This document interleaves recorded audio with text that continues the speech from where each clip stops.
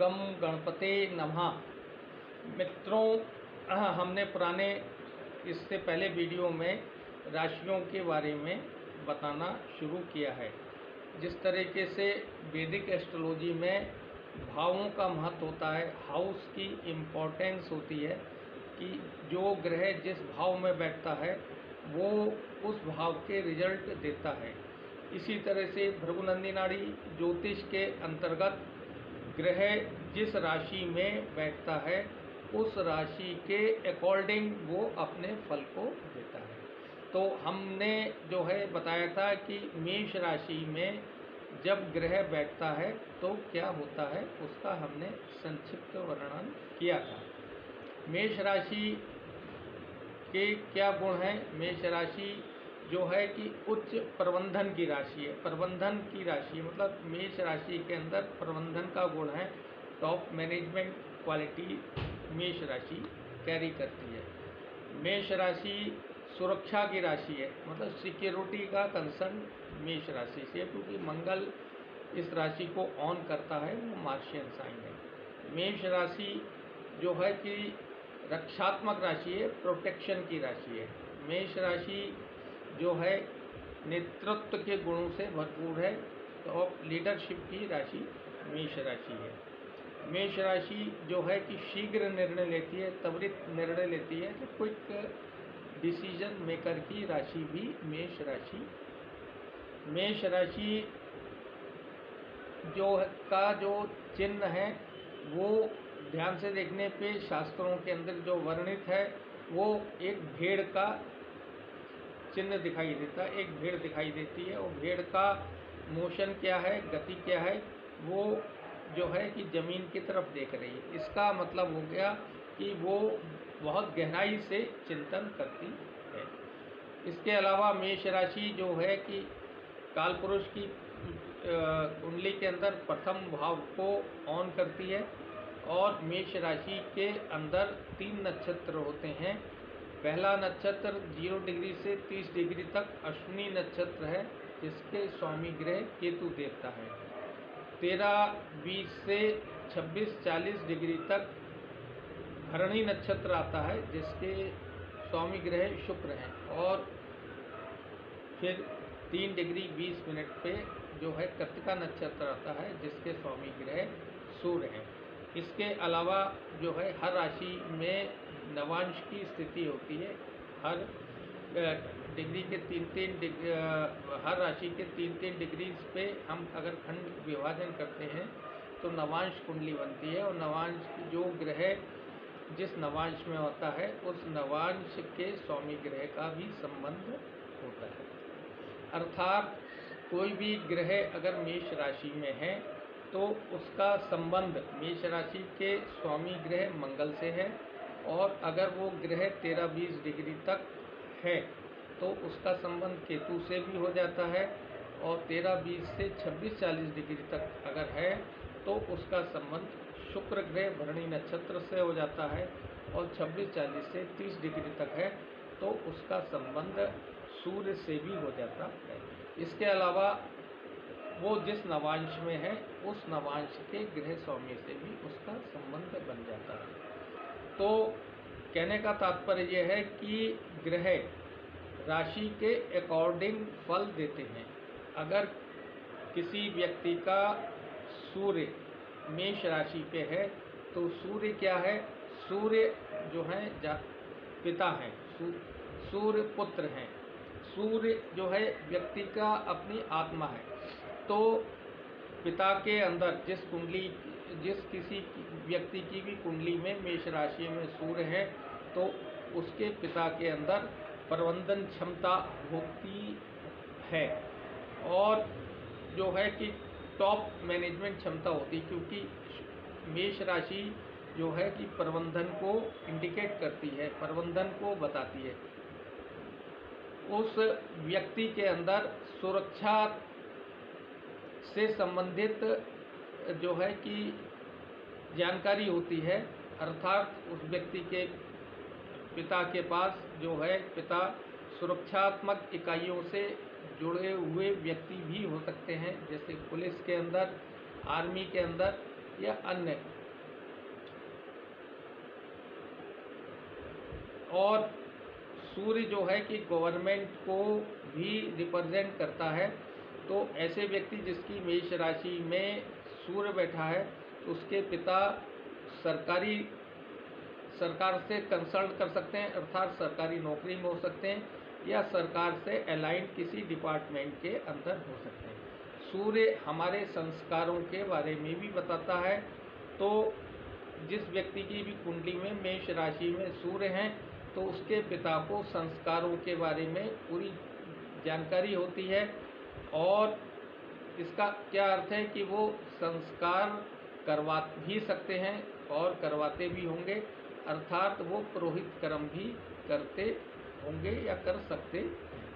यही क्षमताएं व्यक्ति के पुत्र के अंदर भी हो सकती हैं। वो मेष राशि में अगर सूर्य है तो सूर्य क्या है, हमारे मान सम्मान यश कीर्ति सूर्य से देखा जाता है। तो जिस व्यक्ति की कुंडली के अंदर सूर्य मेष राशि में है तो उसके पिता सम्मानित व्यक्ति हो सकते हैं, यशस्वी हो सकते हैं और उसका पुत्र भी सम्मानित और यशस्वी हो सकता है। इस संदर्भ के अंदर एक हम आपको पौराणिक कथा बताते हैं कि मर्यादा पुरुषोत्तम श्री रामचंद्र जी की कुंडली में भी मेष राशि में सूर्य है, ऐसा शास्त्रों में वर्णित है। तो भगवान के पिता श्री दशरथ जी जो हैं कि बहुत यशस्वी और बहुत सामर्थ्यवान थे। देवासुर संग्राम के अंदर इंद्र ने भी उनकी सहायता प्राप्त की और भगवान जो है ने प्रोटेक्शन दिया, पूरे वर्ल्ड को प्रोटेक्शन दिया, देवताओं को रावण के विरुद्ध प्रोटेक्शन दिया और ऋषियों की रक्षा उन्होंने की और आज भी विश्व प्रसिद्ध हैं और हमेशा रहेंगे। तो क्योंकि वो सूर्य जो है प्रसिद्धि का कारक है और मेष राशि में बैठकर ये व्यक्ति को प्रसिद्धि देता है, व्यक्ति के पिता को प्रसिद्धि देता है, व्यक्ति के पुत्र को प्रसिद्धि कर देता है। तो वो मेष राशि के अंदर अगर सूर्य बैठा है तो व्यक्ति यदि स्वयं, क्योंकि सूर्य आत्मा भी होता है तो व्यक्ति के अंदर भी जो है कि नेतृत्व के गुण होते हैं, क्योंकि ये लीडरशिप की राशि है। तो टॉप लीडरशिप व्यक्ति के अंदर स्वयं में नेतृत्व के गुण होते हैं। व्यक्ति के पिता भी जो है नेतृत्व कर सकते हैं या नेतृत्व कर रहे हों, व्यक्ति का पुत्र भी नेतृत्व के गुणों से भरपूर होता है। तो यहाँ पे अगर किसी व्यक्ति का मेष राशि में सूर्य है तो वो व्यक्ति अपने इन गुणों को अपने थॉट प्रोसेस के अंदर डाले, अपने विचारों में लेके आए, प्रबंधन के बारे में सोचे, नेतृत्व के बारे में सोचे, सुरक्षा के बारे में सोचे और शीघ्र निर्णय ले तो और गहराई तक चिंतन करे तो व्यक्ति जो का सूर्य जो है वो बहुत शुभ फल देगा।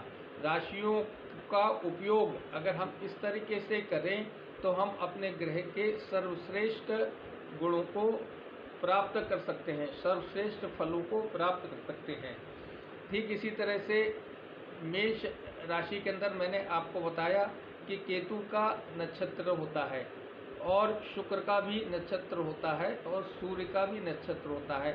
तो व्यक्ति जिसका सूर्य केतु के मेष राशि के अंदर 0 डिग्री से 13-20 डिग्री तक है तो वो केतु के नक्षत्र में आता है।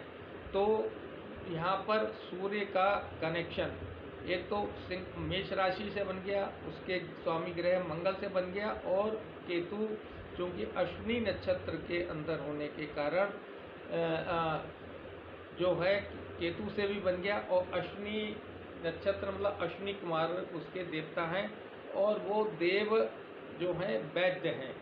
तो ऐसा व्यक्ति जिसका मेष राशि के अंदर सूर्य 0 डिग्री से 13-20 डिग्री तक है वो जो है कि मेडिकल के अंदर भी मतलब डॉक्टर भी हो सकता है और सफल डॉक्टर होता है। और जहाँ पे भी अगर वो जो है कि अपना मेडिकल व्यवसाय करता है तो उसमें जो है कि उच्च स्तरीय जो है कि पद को प्राप्त करता है और उच्च स्तरीय डॉक्टर बनता है। और केतु जो है ऑकल्ट का भी कारक है।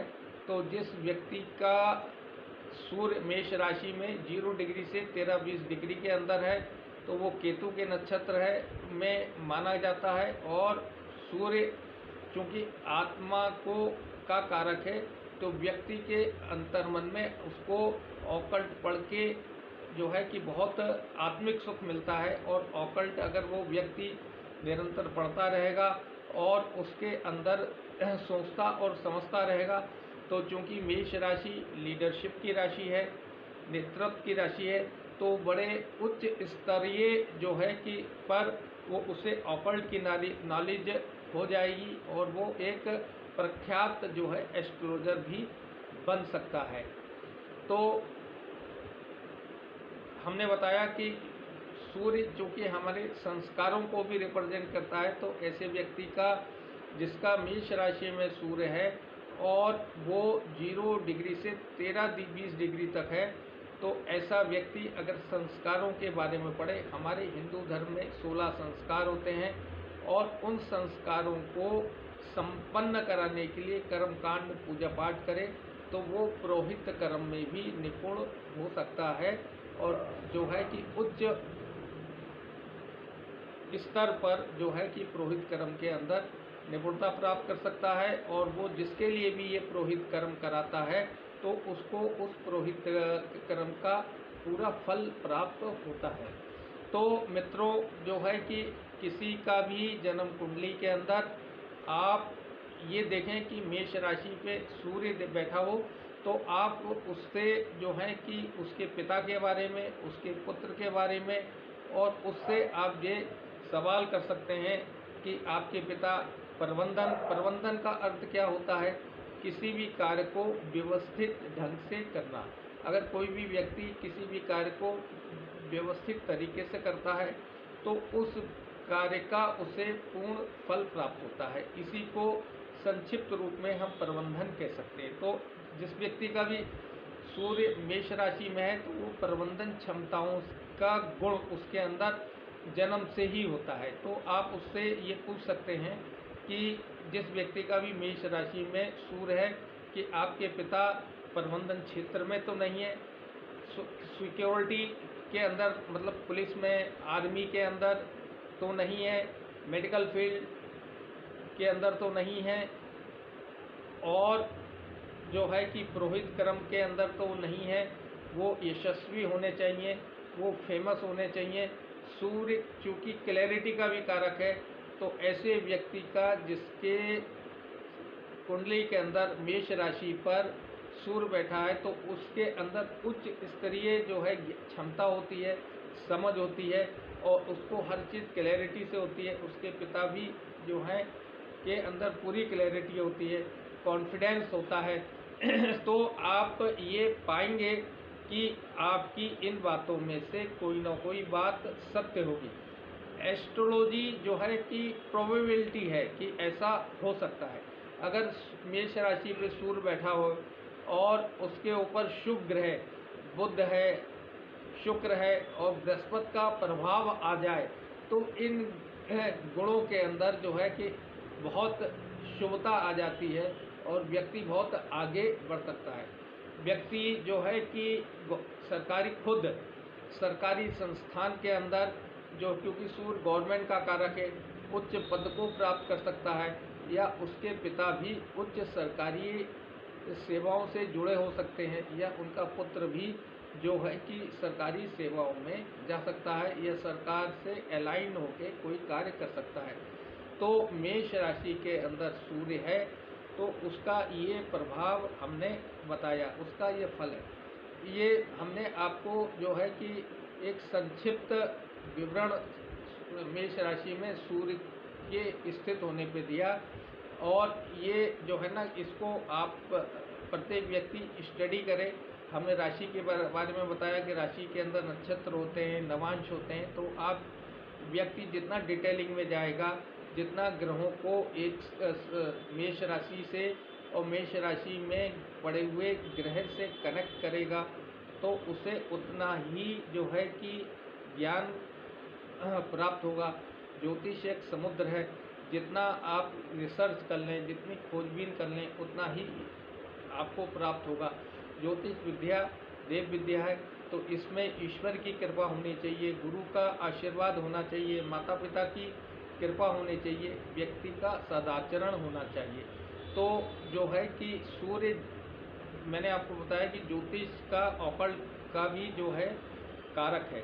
तो ऐसा व्यक्ति जो सफल ज्योतिषी बनना चाहता है और उसकी कुंडली में मेष राशि पर सूर्य है, तो वो ऑकल्ट का अध्ययन करे और साथ साथ ईश्वर की आराधना करते हुए, गुरुजनों का आशीर्वाद लेते हुए, संतों का आशीर्वाद लेते हुए, शुभ कर्म करते हुए, पूर्ण निष्ठा और विश्वास के साथ अगर ज्योतिष या ऑकल्ट की किसी भी ब्रांच के बारे में पढ़ता है, तो उसको ईश्वर की कृपा से ज्ञान प्राप्त होता चला जाएगा। इसमें जो है कि रेमेडी भी यही है कि जो ग्रह हमारा हमको बता रहा है, ग्रह बता किस तरीके से बताता है कि ग्रह जो है किस राशि में बैठा है, किस राशि में कौन से अंश पे बैठा है, किस नवांश पे बैठा है, उस ग्रह को का जो है किस ग्रह के साथ बैठा है, कौन से ग्रह उससे ट्राइन में है, उस ग्रह पर किसकी दृष्टि आ रही है